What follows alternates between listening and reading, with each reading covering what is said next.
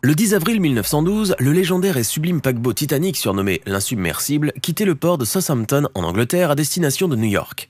Il faisait son tout premier voyage dans les océans du globe, mais aussi son dernier. Si vous avez été touché par le film de James Cameron sorti en 1997, par le réalisme presque parfait de ces scènes et par la reconstitution plus vraie que nature du voyage dans son ensemble, vous le saurez encore davantage lorsque vous verrez les vraies images et vidéos qu'un vieil appareil photo retrouvé dans les profondeurs de l'océan a révélé. Même Dieu ne pourrait le couler, avait-on dit à propos de ce géant des mers qui mesurait 269 mètres de longueur et comptait 885 membres d'équipage pour 2471 passagers. Et pourtant, Dieu a fini par leur donner tort. Cette phrase aurait pourtant dû mettre la puce à l'oreille de certains. Le paquebot transatlantique comprenait 10 ponts et avait une vitesse de croisière de 21 à 22 nœuds, soit à 40 km/h, une véritable prouesse marine à l'époque. Hormis la complexité de sa construction, le Titanic était avant tout un paquebot de luxe. Vous qui avez vu le film devez sûrement avoir une idée de ce à quoi le navire ressemblait, mais le film malheureusement n'a pas insisté sur le caractère luxueux du Titanic.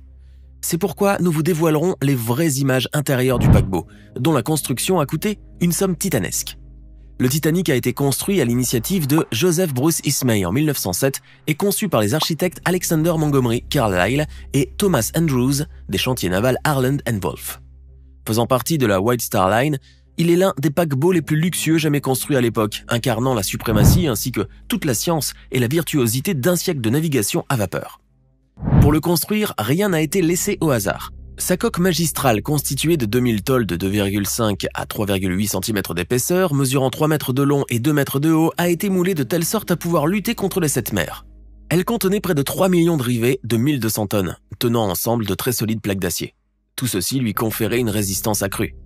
Le Titanic comprenait 3 ascenseurs en première classe et un en deuxième classe, offrant un accès très facile au pont du navire, dont le plus haut offrait une jolie promenade avec une grande surface pour les sports de pont, ainsi que des jeux de plein air pour les adeptes du putter, du niblick et du deck golf avec son parcours de 18 trous. Le navire comportait également un spacieux gymnase entièrement équipé, des espaces pour se promener, des appartements publics, des salons richement décorés, une salle de photographie aménagée pour les amateurs de photos, un fumoir très spacieux, des salles de lecture et d'écriture au mobilier soigneusement choisis pour le confort des passagers et pour leur goût raffiné. Les cabines publiques offraient des fenêtres gracieuses donnant sur l'océan et le café Véranda, rappelant les cafés parisiens et viennois, invitaient les passagers à de longues heures d'escapade. Sur l'un des ponts du Titanic, on trouvait des appartements de luxe composés de suites aménagées ainsi que le bureau d'enquête du navire où les affaires étaient traitées. Les suites étaient situées à chaque côté du navire et chacune mesurait près de 15 mètres de long, comprenant entre autres un salon, 2 chambres et une salle de bain. Un passager de première classe pouvait facilement y rester durant tout le voyage et n'en sortir que pour accéder à son Porsche privé une fois arrivé à terre. Le restaurant première classe du Titanic était à lui seul un véritable musée sur eau, aménagé avec son service à la carte, pouvant accueillir 160 personnes qui avaient l'occasion de savourer de succulents mets. La White Star Line étant justement reconnue pour l'excellence supérieure de sa cuisine et pour l'attention singulière qu'elle portait à tous les passagers, servie par une équipe de serviteurs bien formés. Le restaurant s'ouvrait sur une terrasse de promenade privée sur le côté tribord spécialement pour ses clients. Adjacente, une salle de réception où les hôtes pouvaient donner rendez-vous à leurs invités avant d'entrer dans le restaurant. Il y avait un autre restaurant sur le pont D, d'une capacité de 550 passagers. Au fur et à mesure que l'on avançait sur le Titanic, on pouvait apercevoir des petites tables d'appoint et des alcôves qui lui conféraient un charme unique. Parmi les autres attractions qu'offrait le navire, on pouvait trouver le bain turc et électrique équipé d'une salle chaude, d'une salle tempérée, d'une salle de refroidissement, de salles de shampoing et de salles de massage. Il y avait également une immense piscine d'eau salée, un terrain de tennis et un terrain de handball. Toutes les cabines des passagers étaient équipées de couchettes supérieures, d'un système de ventilation sophistiqué et étaient confortablement aménagées.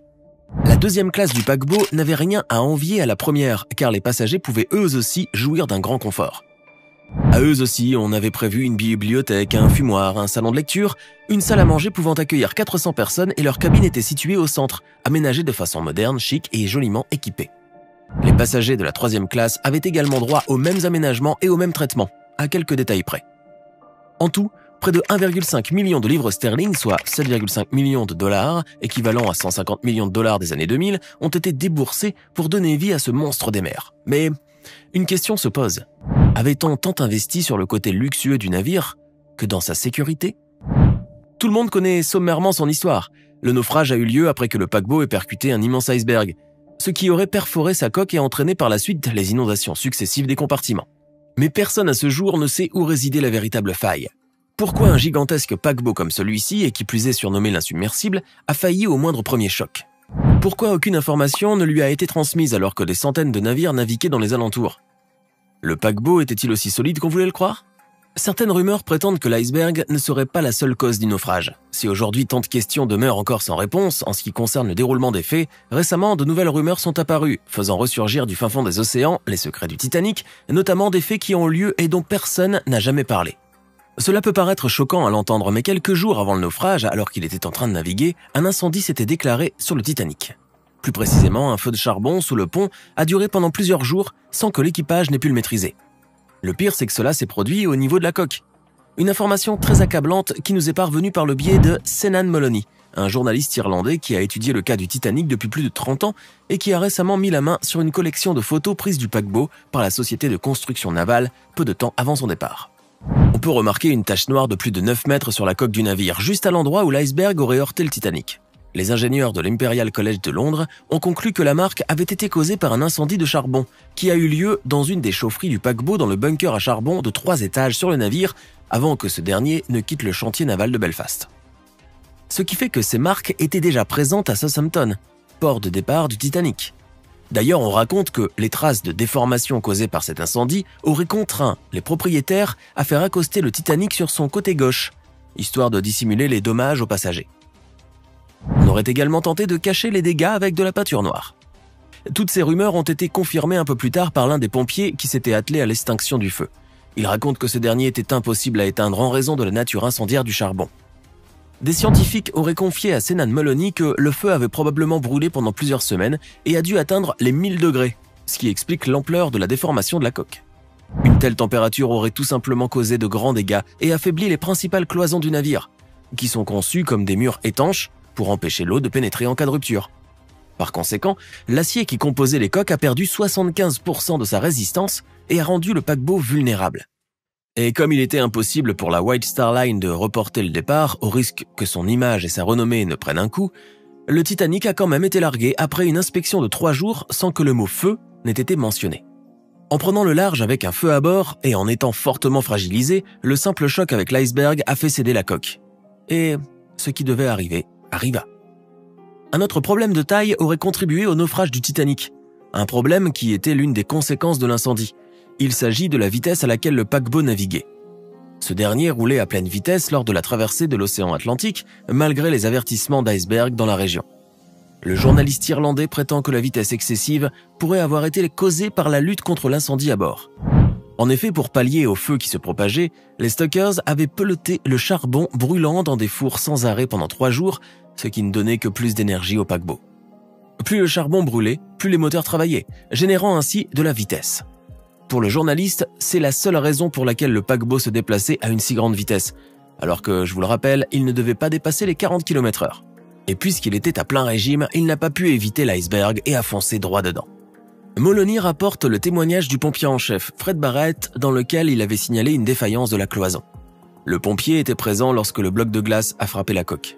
Il s'est aussitôt réfugié dans un autre compartiment du paquebot, se tenant derrière la cloison endommagée par l'incendie. Quelques heures après l'accident, Fred Barrett aurait aperçu une vague de mousse verte se déchirer entre les chaudières, ce qui laissait comprendre que la cloison avait cédé. Selon le journaliste, cela ne fait aucun doute. Les cloisons auraient pu tenir et les passagers secourus si la coque n'avait pas été fragilisée par l'incendie. Le Titanic aurait au moins pu tenir plus longtemps, le temps que les autres navires dépêchés à leur secours n'arrivent. C'était une question de quelques heures, sans parler du processus de sauvetage qui s'est déroulé dans des conditions chaotiques. En effet, comme on le voit à un moment dans le film, l'équipe a envoyé plusieurs canots de sauvetage à moitié vides. Des canots qui, au passage, étaient peu nombreux vu la taille du paquebot, mettant en péril la vie de milliers de passagers et réduisant leurs chances de survie. La White Star Line pouvait très bien éviter l'un des plus grands drames de l'histoire si elle n'était pas en pleine crise financière. Comme nous vous le disions tout à l'heure, la société opératrice du Titanic a préféré prendre le risque plutôt que de retarder le départ du navire, car cela l'aurait plongé encore davantage dans la perte économique. Le Titanic devait naviguer dans des délais prévus afin d'éviter que la compagnie n'implose. Si Moloney est sûr des théories qu'il avance avec à l'appui des arguments et des témoignages véridiques, d'autres personnes ne sont pas d'accord avec ses conclusions, comme David Hill, un ancien secrétaire de la British Titanic Society qui pense pour sa part qu'il y a bien eu un incendie, mais que ce dernier n'avait aucun lien avec le naufrage et que c'était l'iceberg le seul et unique responsable du déchirement de la coque. Soit, même si ces nouvelles théories qui ont fait surface un siècle après le naufrage s'avèrent vraies, la réalité est que le Titanic a été l'une des plus grandes tragédies de l'histoire. D'autant plus que plusieurs événements auraient pu être évités, que les sauvetages auraient pu être mieux étudiés au préalable et que les vies de plusieurs personnes auraient pu être sauvées. Finalement, ces nouvelles preuves ne serviront qu'à une seule chose, confirmer que le niveau de négligence et de prise de risque par les responsables était affolant. Malgré ses apparences de paquebot luxueux, le Titanic était un navire mal équipé en canot de sauvetage, qui a navigué à pleine vitesse dans une zone jonchée d'icebergs alors qu'il était en feu. L'ironie du sort est que ce bateau avait toutes les conditions réunies pour être submersible, bien qu'on ait fait croire le contraire aux passagers. Maintenant, dites-nous dans les commentaires ce que vous pensez de cette vidéo et si vous êtes d'accord avec la théorie de l'incendie. Et n'oubliez pas de vous abonner et de cliquer ici pour regarder une autre de nos vidéos.